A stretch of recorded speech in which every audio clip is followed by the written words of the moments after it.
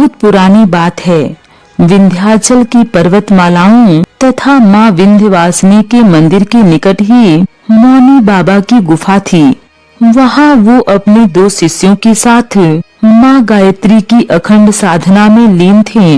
माता गायत्री की निरंतर साधना तथा गायत्री मंत्र के जप और ध्यान के प्रभाव से उनका व्यक्तित्व सूर्य की तरह प्रखर तेज से अलौकिक रहता था। वह एक ऐसे सिद्ध साधक थे जिनके पास विभिन्न सिद्धियां और विभूतियां सहज उपलब्ध थीं।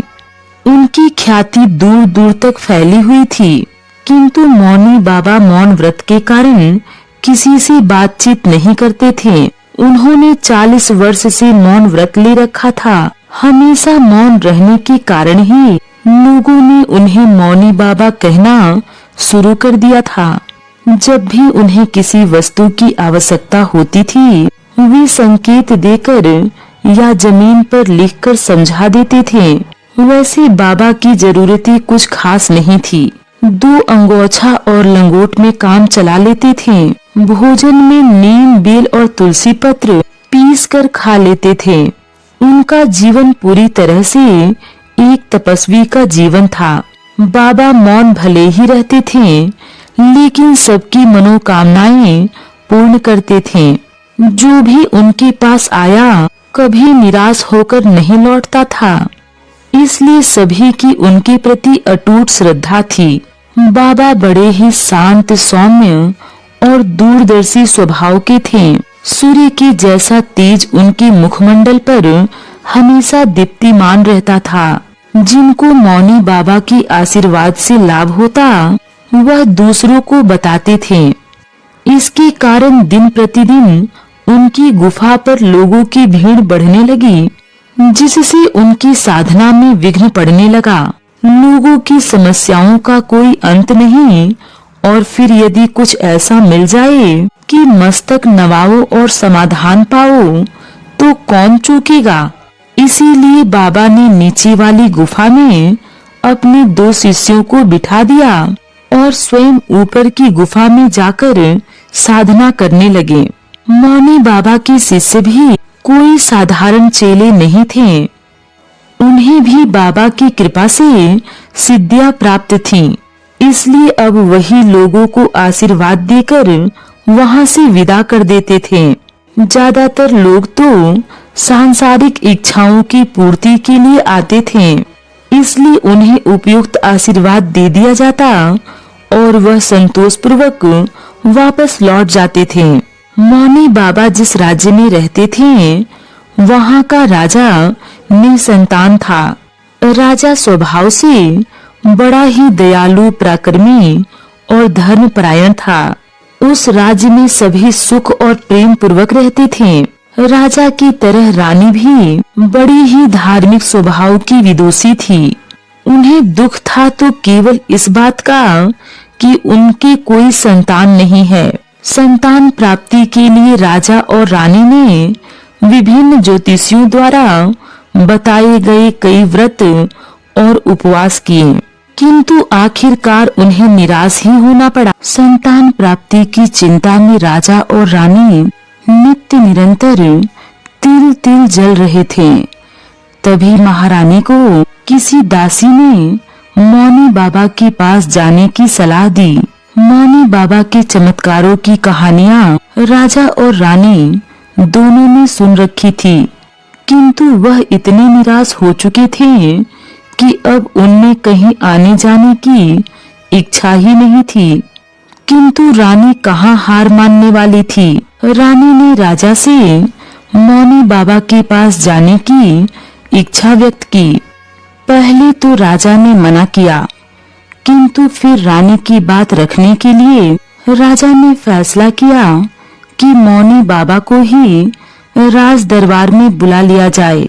जब यह बात रानी को पता चली तो उन्होंने महाराज के निर्णय का विरोध करते हुए कहा, महाराज, याचक दाता के पास जाता है, न कि दाता याचक के पास आए। रानी की बात तर्क संगत थी, अतः राजा मौनी बाबा के पास जाने के लिए सहमत हो गए। राजा ने सेना सजाने का आदेश दिया। तब महारानी फिर बोली, महाराज, हम वहाँ कोई युद्ध करने या अपना वैभव दिखाने नहीं जा रहे हैं, बल्कि एक याचक की भांति कुछ मांगने जा रहे हैं। अतः हमें एक याचक के वेश में ही वहाँ जाना चाहिए। राजा रानी की इस बात से भी सहमत हो गया। दूसरे ही दिन राजा और रानी दोनों मौनी बाबा के तप स्थान की ओर चल दिए। विंध्याचल में बसे उस तप स्थान का वातावरण बड़ा ही सुंदर, शांत और मनोरम था। निकट ही झरनों का कलकल और पंछियों की चहचहाहट मधुर संगीत बिखेर रही थी। वहाँ दर्शनार्थी बाबा के शिष्यों से आशीर्वाद लेकर जा रहे थे। राजा और रानी दोनों ने बाबा के शिष्यों को प्रणाम किया और वहाँ बैठ गए। कुछ देर बाद रानी ने बाबा के दर्शनों की अभिलाषा व्यक्त की। अब तक बाबा की इन दोनों शिष्यों के अलावा ऊपर वाली गुफा में कोई नहीं गया था, लेकिन आज पता नहीं क्यों बाबा के शिष्यों ने इन्हें नहीं रोका। राजा और रानी दोनों गुफा में प्रवेश कर गए। गुफा के भीतर बाबा के तप और शांति का अनुपम तेज बिखरा हुआ था। राजा ने इससे पहले ऐसा महान तपस्वी अब तक नहीं देखा था। रानी तो बाबा को देखते ही स्तब्ध रह गई। दोनों ने बाबा को दंडवत प्रणाम किया। बाबा ने आशीर्वाद की मुद्रा में अपना दाहिना हाथ उठाया। उन्होंने सोचा शायद बाबा मौन तोड़ेंगे, लेकिन बाबा कुछ नहीं बोले। राजा और रानी काफी देर वहाँ बैठे रहे, लेकिन बाबा ने तो मौन व्रत धारण कर रखा था। राजा तो प्रतिदिन वहाँ नहीं आ सकता था, लेकिन उन्होंने रानी को मौनी बाबा के पास जाने की अनुमति दे दी। रानी प्रतिदिन बाबा की तपस्थली पर जाती थी और वहाँ आसपास सफाई करती थी। वह घंटों इस आस में बैठी रहती थी कि बाबा मौन तोड़ेंगे और मुझसे बात करेंगे। ऐसे ही दिन पर दिन बीतते गए और बरसात का मौसम आ गया। एक दिन खूब तेज बारिश हो रही थी। बिजली कड़की, बादल गरजे, आंधी और तूफान से भयावह वातावरण बना हुआ था। ऐसे में भी रानी अपने संकल्प से नहीं डिगी। वह पूरी तरह से भीग चुकी थी, लेकिन फिर भी वह बाबा की गुफा के पास पहुंच गई। पहाड़ों पर फिसलने के कारण रानी को कई जगह चोट भी आई थी, जिनसे रक्त बह रहा था। एक बार तो वह गहरी खाई में गिरते गिरते बची। इतना कष्ट होते हुए भी रानी की निष्ठा बाबा के प्रति बनी रही। कहते हैं इरादों के पक्के कभी नाकाम नहीं होते। यही रानी के साथ भी हुआ। रानी की ऐसी दयनीय दशा देख मौनी बाबा का हृदय करुणा से भर गया। उनका मौन टूटा और वह करुण स्वर में बोले, बेटी, तू क्यों इतना कष्ट सह रही है? आखिर तुझे क्या चाहिए? बोल बेटी, क्यों तू इस संकट काल में अपनी जान जोखिम में डालकर मेरी कुटिया तक आई है? बोल, तुझे क्या चाहिए? पहले तो रानी को विश्वास नहीं हुआ कि मौनी बाबा बोल उठे। रानी खुशी से बाबा की ओर दौड़ पड़ी और उनके चरणों में प्रणाम करते हुए बोली, बाबा, मैं अभागिनी निसंतान हूँ। मुझे संतान चाहिए। आपके दर से कोई निराश नहीं जाता बाबा। मुझे भी पुत्रवती होने का आशीर्वाद दीजिए। बाबा तो करुणा के सागर थे। बोले, जा, तुझे पुत्र होगा। बाबा से वरदान पाकर रानी प्रसन्नता पूर्वक लौट आई। उसके बाद बाबा ने ध्यान में जाकर देखा तो पता चला कि महारानी के भाग्य में कोई संतान है ही नहीं। लेकिन मौनी बाबा तो आशीर्वाद दे चुके थे। उनका आशीर्वाद झूठा कैसे हो सकता था? उसी क्षण उन्होंने निश्चय किया कि मैं स्वयं रानी की कोख में जन्म लूंगा। उन्होंने समाधि लगाई और प्राण त्याग दिए। दूसरे दिन जब महारानी बाबा के तपस्थली पर पहुंची तो बाबा का पार्थिव शरीर पड़ा था और दोनों शिष्य उनकी अंतिम संस्कार की तैयारी कर रहे थे। रानी दुखी होकर लौट आई। बाबा की आशीर्वाद के अनुसार कुछ दिनों के बाद महारानी गर्भवती हो गई। राजमहल में चारों ओर खुशियों का माहौल छा गया और महाराज की नीरस जीवन में फिर से सरसता आ गई। यथा समय एक सुंदर राजकुमार ने जन्म लिया जो जन्म से ही मौन था।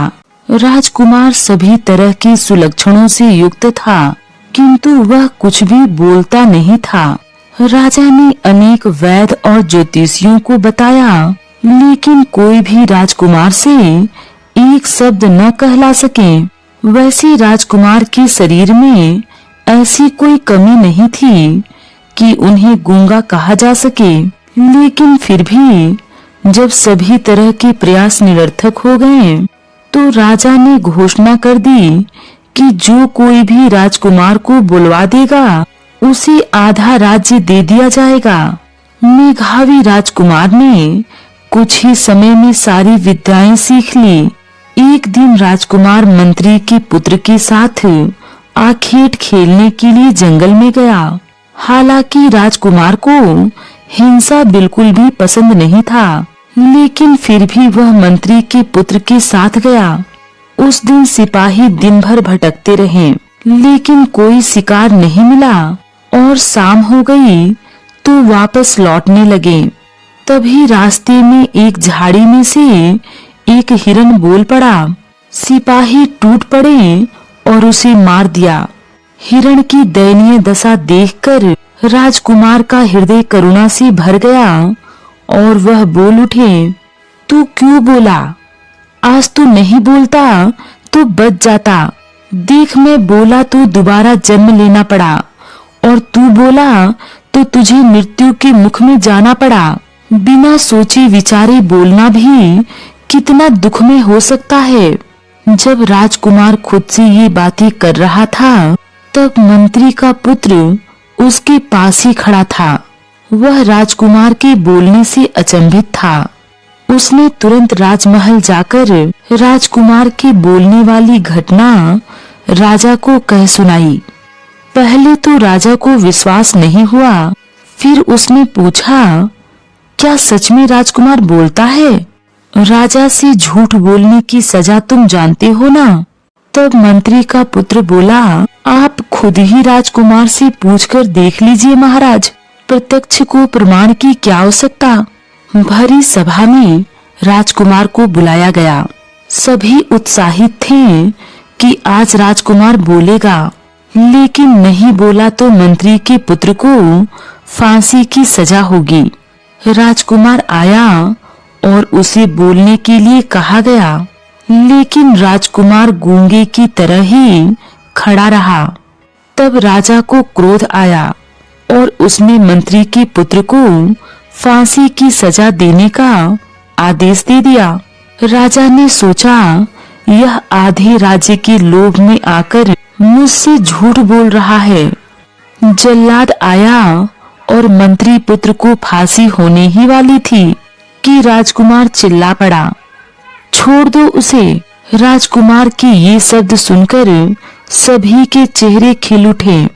इसके बाद राजकुमार ने अपने पूर्व जन्म की बात बताई।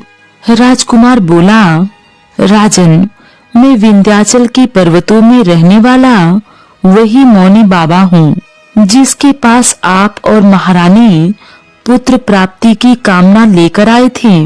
राजकुमार आगे बताने लगा कि रानी की श्रद्धा और निष्ठा देखकर मेरा हृदय करुणा से भर गया और मैंने उनको पुत्रवती होने का आशीर्वाद दे दिया। किंतु मुझे बाद में ज्ञात हुआ कि रानी के भाग्य में कोई संतान नहीं थी, इसलिए अपने आशीर्वाद को पूरा करने के लिए मुझ स्वयं को रानी की कोख से जन्म लेना पड़ा। अब रानी भी निसंतान होने के दुख से उबर गई है, अतः अब मैं पुनः अपनी तप साधना करने जा रहा हूँ। इतना कहकर राजकुमार वापस अपनी तपस्थली की ओर चल दिए। साधना की महिमा यदि समझना हो तो मौनी बाबा को समझना चाहिए, जिन्होंने गायत्री साधना के लिए अपना सारा राज्य छोड़ दिया, जिन्होंने एक स्त्री की अभिलाषा पूर्ण करने के लिए स्वयं को एक जन्म तक न्यौछावर कर दिया। धन्य है वह संत और वह लोग जिन्हें ऐसे संत के दर्शन का सौभाग्य प्राप्त हुआ।